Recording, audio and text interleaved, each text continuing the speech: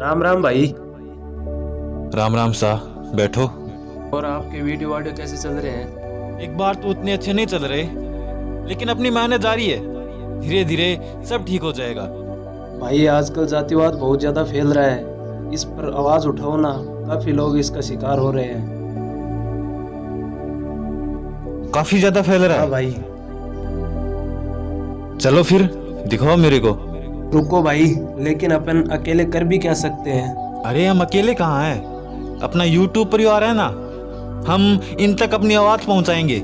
और अगर इनका सपोर्ट रहा तो काफी लोगों तक हमारी आवाज पहुंच सकती है, और फिर शायद इससे लोगों को कुछ सीखने को मिल जाए।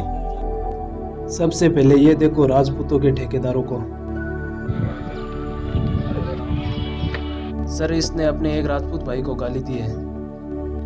इसकी इतनी हिम्मत शायद तुझे पता नहीं है। सारे हिंदुस्तान में हमारे संगठन का दबदबा है। सारे देश में आग लगा देंगे। जब तक तुम हमारे आदमी से माफ़ी नहीं मांगोगे, तुम्हारा जीना आराम कर देंगे। सर, इतनी बड़ी तो बात ही नहीं है।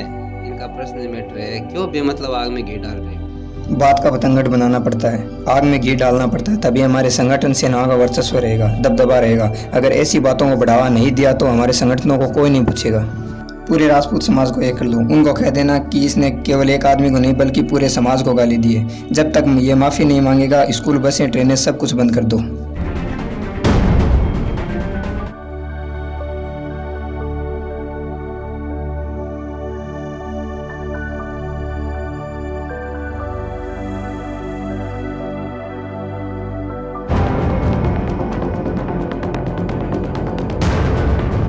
भाई अब देखो इन जाटों के ठेकेदारों को।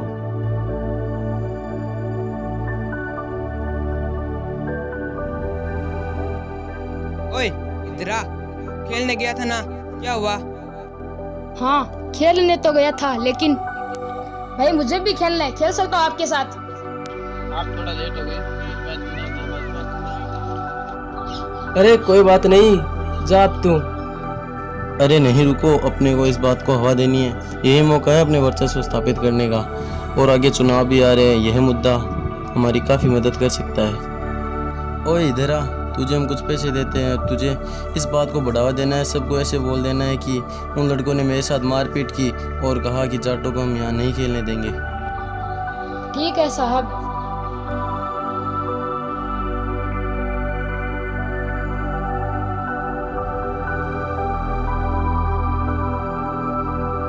भाई अब देखो इन हरिजनों के ठेकेदारों को।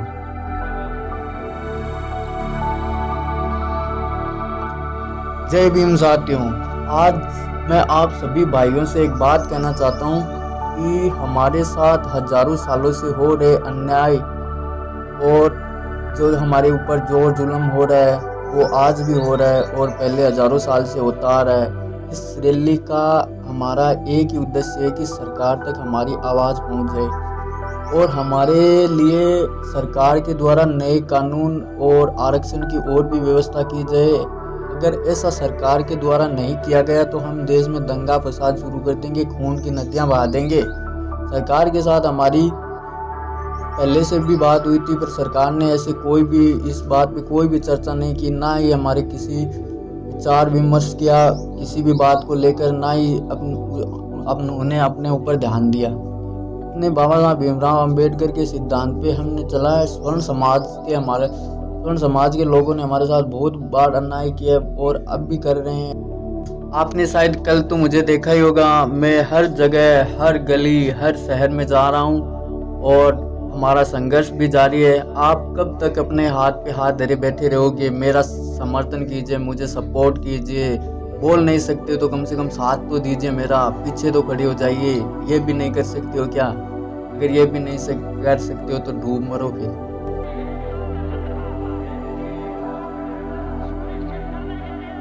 भाई अब वो देखो ब्राह्मणों के ठेकेदारों को।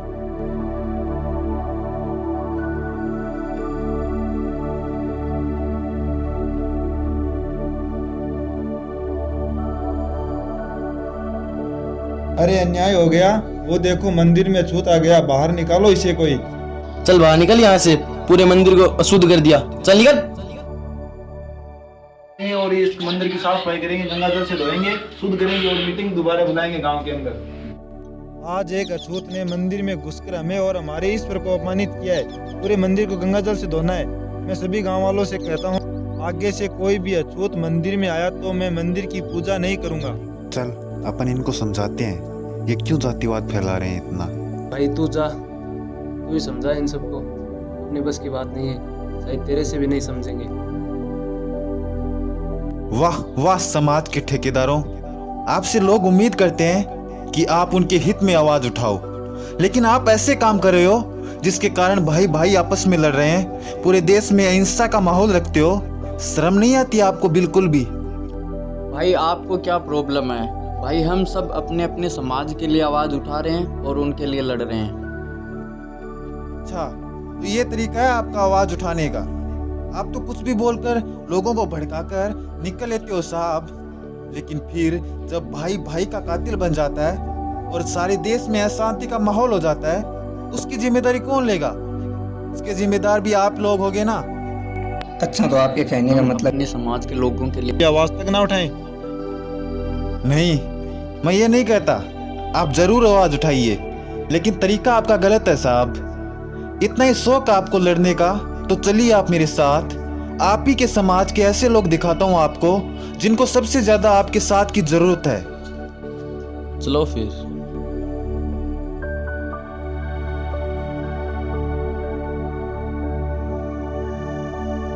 वो दुकान दिख रही है पंडित जी आपको? वो दुकान भी किसी दलित की है। आपके मंदिर में जितना भी प्रसाद आता है वो उसी दुकान से आता है, और जिस मंदिर में बैठे हो आप, वो भी एक दलित ने बनाया है। और जब एक दलित मंदिर के अंदर आता है तो वो मंदिर अशुद्ध हो जाता है। ये कहाँ की बात हुई पंडित जी? भगवान श्री राम ने भी सबरी के जूठे बेर खाए थे, फिर आप और मैं कौन होते हैं भेदभाव करने वाले? ये गरीब इंसान बैठा है ना भाई, ये आप ही के हरिजन समाज का है। जिसको सबसे ज्यादा आरक्षण की जरूरत है वो तो यहाँ भीख मांग रहे हैं साहब। क्या बाबा साहब भीमराव अंबेडकर ने ये कहा था कि आप मेरा नाम लेकर अपना पेट भर लेना, बाकी चाहे भाड़ में जाओ? ऐसे लोगों को आपकी आवाज की, आपके आंदोलनों की सबसे ज्यादा जरूरत है। इनके लिए आवाज उठाओ ना। हाँ भाई। जाट भाई, आपको वो खेत में काम कर रहा किसान दिख रहा है?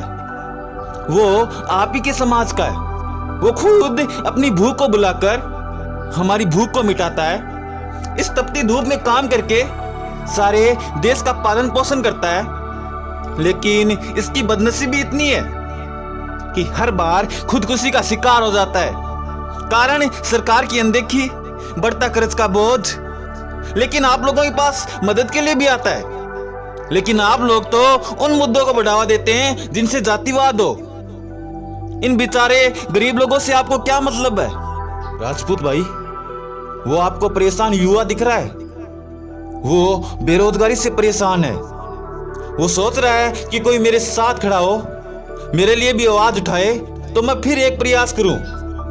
लेकिन आप लोगों को तो लड़ाई झगड़ों से फुर्सत नहीं है। आप तो बस युवाओं को भड़काना जानते हो, उनका साथ देना नहीं। मैंने अभी आपको वो कुछ लोग दिखाए हैं जिनको आपके साथ की सबसे ज्यादा जरूरत है। उनके लिए आवाज उठाइए ना आप। हम गरीबों के लिए भी आवाज़ उठाते हैं भाई। हमारे फेसबुक, इंस्टाग्राम, ट्विटर को देखो, हरदम उनके हक के लिए संघर्ष करते हैं। ऐसे सोशल मीडिया पर पोस्ट करने से किसी को न्याय नहीं मिलता साहब। भगत सिंह की तरह संसद भवन को हिलाना पड़ता है। आपकी पोस्ट तो 3-4 दिनों के बाद आपकी तरह गायब हो जाती है, लेकिन लोगों की परेशानियां कभी गायब नहीं होती है। और आप कृपा करके अपने आंदोलन में युवाओं को मत भड़काइए साहब। उस गरीब इंसान को देख रहे हो आप? उसका इकलौता बेटा आपके आंदोलन में गया था। आपका तो कुछ बिगड़ा नहीं, बड़े लोग जो ठहरे और उस पर पुलिस केस लग गया। पढ़ने लिखने की उम्र में वो जेल के अंदर बैठा है। और आप लोगों के समाज में इतने बड़े बड़े महापुरुषों ने जन्म लिया है। आपके समाज में महाराणा प्रताप, राणा सांगा, राणा कुंभा और शिवाजी। आपके समाज में महाराजा सूरजमल। आपके समाज में डॉक्टर भीमराव अंबेडकर। और आपके समाज में न जाने अनेक संत महात्माओं ने जन्म लिया है, जो ऊपर बैठे बैठे सोच रहे होंगे हम किन लोगों के लिए अपनी कुर्बानी दे दी, ऐसे आपके कुछ समझ नहीं आएगा। अब मैं आपको एक ऐसी जगह ले जाता हूं जहां शायद आपकी सोच बदल जाए। वो पता है क्या है? हाँ भाई दिख रहा है, वो तो शमशान है। आपको पता है अनेक लोग इस दुनिया में आते हैं और एक दिन चले जाते हैं, चाहे वो बादशाह हो या फकीर हो, मिलना उनको एक दिन इस मिट्टी में ही है। फिर क्यों लोग एक दूसरे की जान लेने में और हिंसा फैलाने में विश्वास रखते हैं? क्यों वो अपने आप को खुदा समझ बैठते हैं? और शायद यहां आने के बाद आप लोगों की भी अकल ठिकाने आ गई होगी और अब नजरें झुकाने की जरूरत नहीं है। जो कुछ देखा आपने, जो कुछ सीखा, वो अपने YouTube परिवार को बता सकते हो, जिससे लोगों तक एक अच्छा संदेश जाए। आपका बहुत बहुत आभार भाई, आपने हमारी आंखें खोल दी। आज तक हम जिस जातिवाद के गंदे दलदल में फंसे थे, आपने हमें आज उससे बाहर निकाल दिया है। दोस्तों, जैसा कि आपने वीडियो में देखा, हमने हमारे देश में पनप रहे जातिवाद नामक एक ऐसे राक्षस को उजागर किया है जो हमारे समाज को दिमक की तरह खा रहा है। आशा करते हैं आपने वीडियो को गलत नज़र से न देखकर सही नज़र से देखा है और वीडियो से बहुत कुछ सीखा है। धन्यवाद। जोड़ के निवेदन, हमने ये जो वीडियो बनाई इसे ज़्यादा से ज़्यादा शेयर करें, कमेंट करें, ताकि लोगों को पता चले ये जो जातिवाद का जहर है ये हमारे लिए नहीं, हमारे पूरे देश के लिए घातक है। जय हिंद, जय भारत।